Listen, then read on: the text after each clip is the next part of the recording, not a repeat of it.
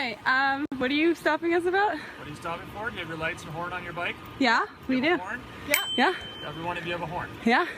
Hey, can I That's see not the- why you stopped us, though. You said you stopped us because we're topless, and we're not supposed to be topless, but actually Which we legally actually are in we're Ontario. allowed to be topless in Ontario. No, I didn't. Yeah, you did. You don't have your You Oh, literally just said. You got Okay, and so I guess the issue is that we don't have the. He denies it, right? So this police officer just says he didn't say that. He was just checking your bells. Well, actually, there wasn't an outright denial from him. Okay, he denies it in the video, but Right. you know, afterwards, he's told the supervisor told us, oh, he could have handled the situation differently. So I think he probably did admit to his supervisor that he didn't know, or that he did tell us the wrong law. All right, so listen, I'm just going to read a statement from the police, all right? This is what they say. Waterloo Regional Police Service is aware of the incident and are conducting an internal review of the circumstances leading up to and during the interaction between the three females and the officer. The stop of the three women was for a highway traffic offense. Is that what it says? The stop of the three women was for a highway traffic offense, but then they go on to say it is legal for women to go topless in Ontario.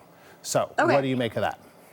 So what I make of that is that if it was for a highway traffic offense, then when he pulled us over, the first thing he should have done was either take our identity or told us that, you know, we just did this offense that he is quote unquote creating.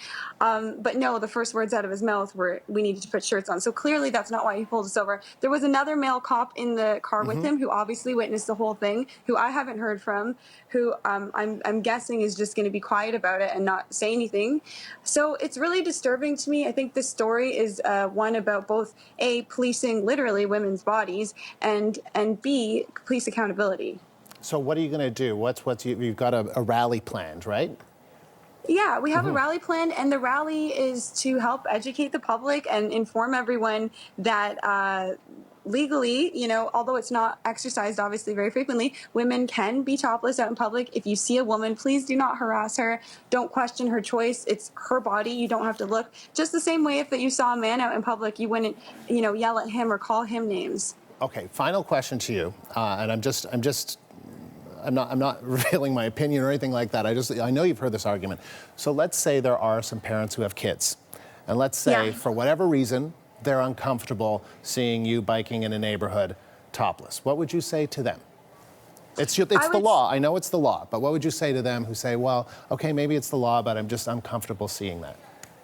Yeah, we weren't biking back and forth across like a row of houses. We were passing through. Yeah. So first of all, I highly doubt that parents would complain about it. But if they did, which they have the right to feel like in their heart that they don't like what they see. But legally in Ontario, that complaint would have to go through to, like, you know, a high court, and so nothing would have happened even in that moment.